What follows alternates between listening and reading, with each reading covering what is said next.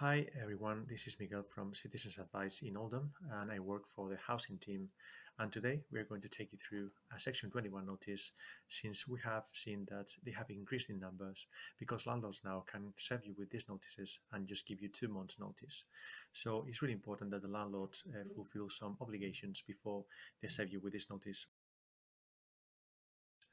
An energy performance certificate and gas certificates if you have any gas supply in the property, along with a how to rent booklet, and also provide you with information on the deposit scheme that they need to put your deposit on. So before going through this section 21, there is some specific information that the notice needs to include. So this is the form of the section 21 when they serve it to you, and it needs to contain information saying that, as I said before, you have 2 months notice before you leave the property when you're served with this section 21. Also, that the landlord has the right to issue proceedings, but not to change the locks of your property if you haven't left the property on the date specified.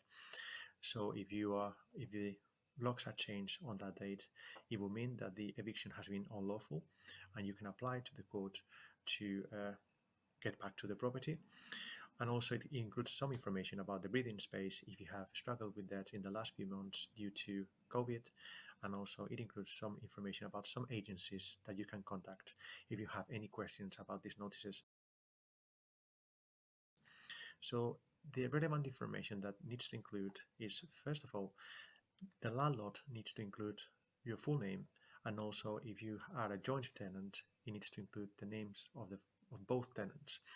Also, it needs to include the date by which you will need to leave. And as we said before, it's not the date where the landlord is allowed to change the locks, but the date where they're allowed to issue proceedings if you haven't left the property. And finally, it needs to include the address on this page.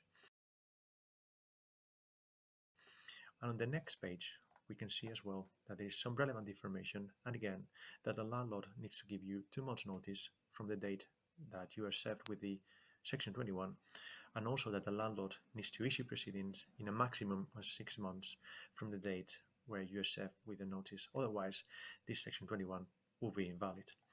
And the last bit of this Section 21 notice is the details of the landlord. So it needs to include the landlord name and address. And if they have acted through an agent, they need to include the landlord's agent's name and also their address. And finally, sign it and put contact details such as the telephone number, including the address. And this is how the Section 21 looks like.